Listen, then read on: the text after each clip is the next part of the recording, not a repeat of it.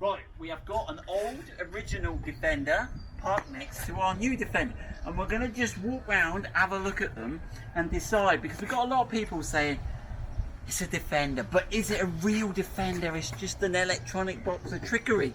But I was thinking, and I was trying to explain this to George, and so what we've got here, I've got two cameras, and I'm going to use an analogy here. This is a SLR film camera, this is a digital camera.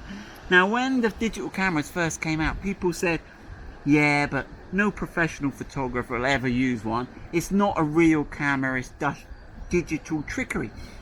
But now many photographers, I would say most professional photographers, use digital cameras. We use them all the time.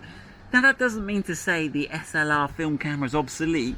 And in fact, there's still some people who still prefer, and professional photographers, and obviously you haven't got any pixelization on a real film camera, but it's difficult, it's expensive, and you need a lot of equipment. So they're both cameras and they're both good. And I think with the same way the Defender, this Defender is brilliant. It can do stuff that this car can't do. The approach angle, the descent angle, there's a lot of stuff that this one can't do that this one can do, in the same way a film camera. And I think this Defender will always have a place in our lives and our hearts, but that doesn't mean that this Defender, this new Defender, doesn't have a place in our lives. And I think this is sort of, anyway, we'll talk about it. I don't want people to say, nah, digital photography, nah, the new Defender will never take off. But let's have a look. That's only a sideline. So if we look from the front, we can see they've kept the circular headlights, they've kept the bold lettering, they've kept the clamshell bonnet. They've tried to keep the sort of, you've got the styling here where the wings are lower and the bonnet's a little bit higher. Obviously the bumper safety, you can't do this bumper. Right, but one other thing I wanted to look at was, let's look at some facts and figures. You can see here the two cars are about the same height, right? We've got it parked on relatively flat ground, and as we walk round you'll see they're about the same length. Let's take a look, George.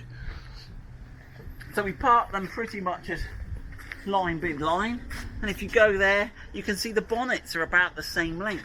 The rake on the angle is obviously different for aerodynamics. The height, again, you can see the same sort of thing going on. And then when we get to the back, you can see it's virtually identical in length. Now they called this one the 110, which is the wheel base. So that's where it touches the ground here to where it touches the ground at the front. And this one isn't 110, it's 119 inches. So it is slightly longer on the wheelbase. Right, but let's keep going and have a look round. So we've got them parked up back to back. I mean, there's a couple of other things they've tried to do. So on the old Defender, you've got this little curve here, and they've tried to emulate that, and that runs all the way down the car. I'm squashed in here, and you can see it also runs all the way down there. They've tried to sort of do the flared arches. You can see where they tried to make this arch flare out. Right, and the lights, they've done it, they sort of tried to copy the lights and the squareness of this rear bit here. Right, let's have a look. What are the facts and figures? So the new Defender is wider. It's 16 centimeters wider overall. It's also put on a bit of weight.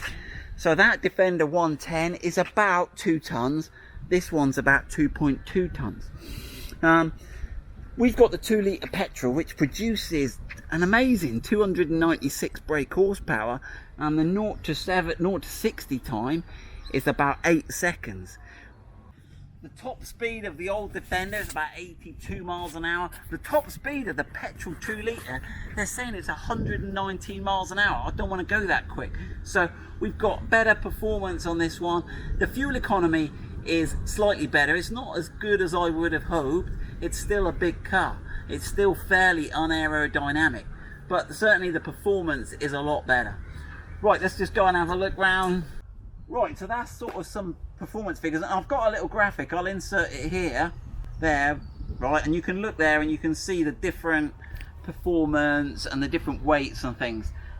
Right, suspension, that's a big difference. So this, again, this is going back to that film camera, digital camera. This one's on coil springs, and everyone says that's robust, that's solid, that's really good, and it is good for off-road. This one's got air suspension. Now, although that has complications and there's a lot of electronics going on, it does give you the capability to raise the suspension up really quite high. So this is on wishbone suspension with airbag.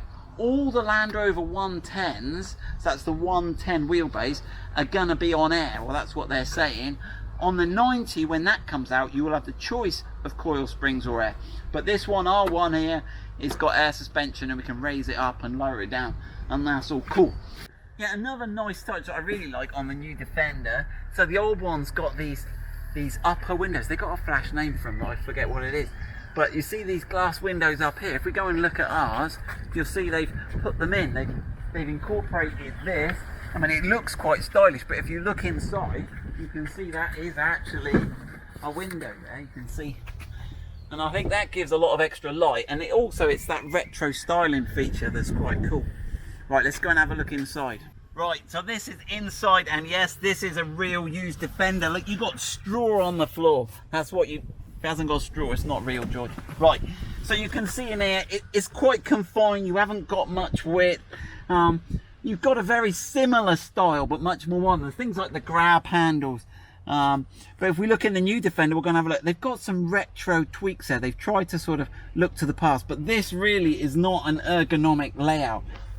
It's very cramped, it's very uncomfortable, and you can see the extra width of the new car is actually giving you, like, you can never get your elbows anywhere, and you're all right. Let's jump in the new one and see what that looks like. Right, so you can see again, just comparing it to the old one, you see they've left this little space here. They've still got the air vents. They've got a very similar style, but obviously you've got all the electronic, and you've actually got room to sit out and put your arms out. Similar headroom. The cars are the same height. So there we go. It's interestingly, they've done this retro touch. This is interesting because you've got the painted panel here, but actually they don't even have that. The old car, when you look back, it's a fully covered door. So they've actually gone more retro than the old one. It's more like a sort of mini or a much older car where you expose the body colour on the door card. Right, I think that's my quick comparison done. I just wanted to get two next to each other so we could see them. I might just move them back to back and just have a look side on, and let's just have another look at from a couple of different angles.